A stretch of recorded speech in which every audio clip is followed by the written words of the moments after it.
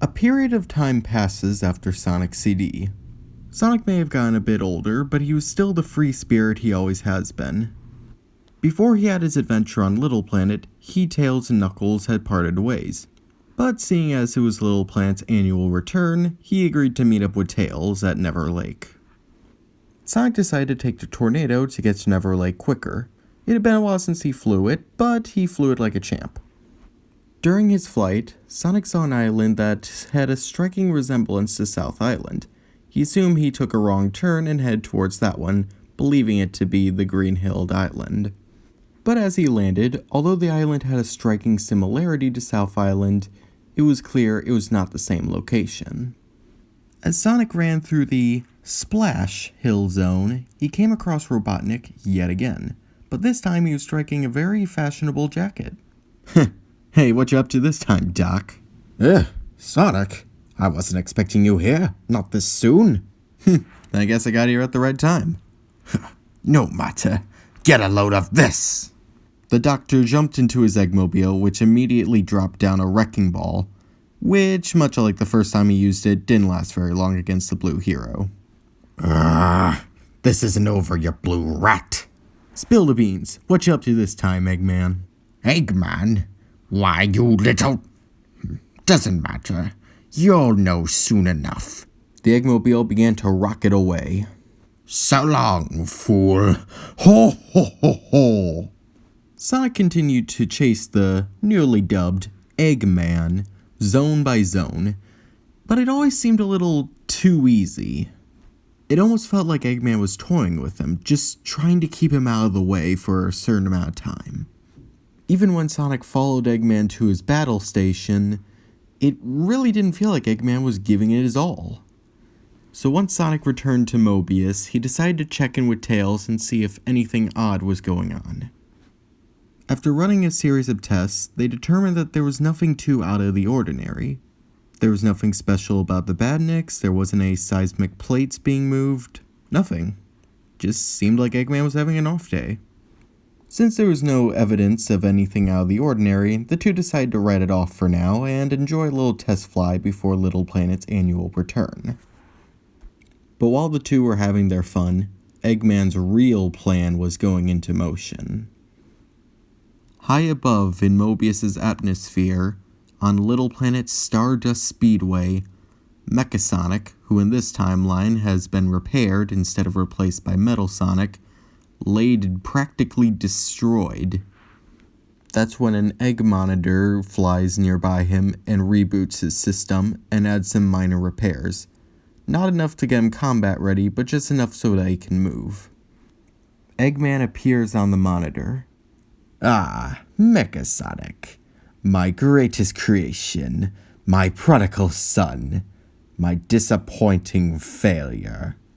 You will come to my base at the Mad Gear Zone, or you will be left for scrap. I'd recommend you obey your master. As the transition ends, Mecha Sonic slowly gets up before rocketing into the sky to head towards Mobius. Although he was upset with his master for leaving him on Little Planet for so long, Eggman was his best bet at restoration, and his best chance to find the people who damaged him in the first place. As Mecha Sonic soars into Mobian airspace, he feels the stress of re-entry course across his body. The force and heat of re-entering Mobius's atmosphere nearly melted his steely exterior, but it would all be worth it if it meant restoration. In a flaming inferno and a less than subtle landing, Mecha Sonic arrived at the Mad Gear Zone, where Dr. Eggman was waiting for him. Eggman placed his prize android into a tube-like machine. This device will give you the biodata of Sonic the Hedgehog I collected during my last few encounters.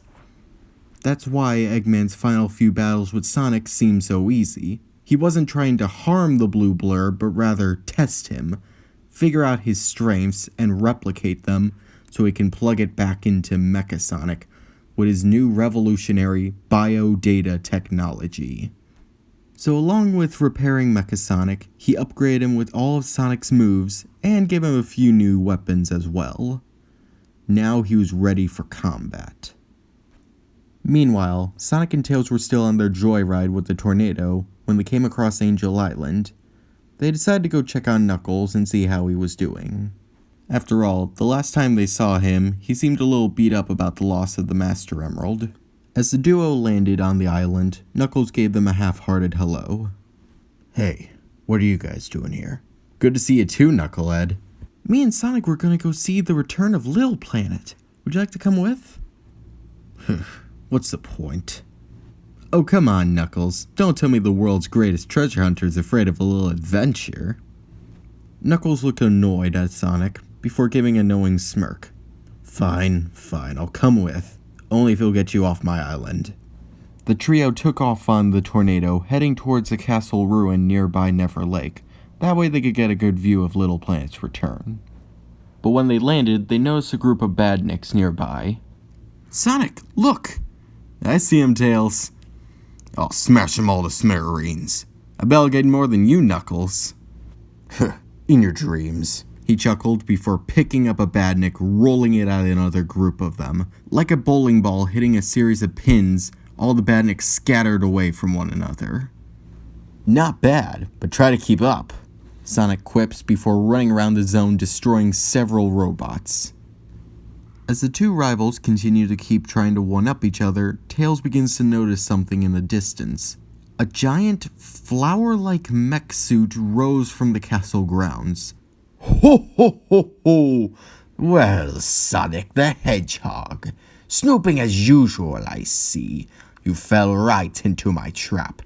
Ooh, and Tails, and Knuckles too. Long time no see, you dim-witted fools. Knuckles glared at Eggman. He still wasn't over being manipulated during their first encounter. An all-out battle began between Team Sonic and Eggman's new mech suit. Despite Eggman's best efforts, he couldn't defeat the entire team. As the vine-wielding mech began to break apart, Eggman decided this would be a good time to get out of there. Don't get too excited, boys. This was an easy one. Team Sonic raced after Eggman, which led them to the White Park. Through the winter theme park Wonderland, they eventually came across a familiar foe, but not Dr. Eggman. It was Mecha Sonic 3.0, ready for another round against the Blue Blur and his friends. Although Sonic and Tails were both ready for a fight, Knuckles seemed especially ready to destroy the machine. You're the one that doomed Angel Island.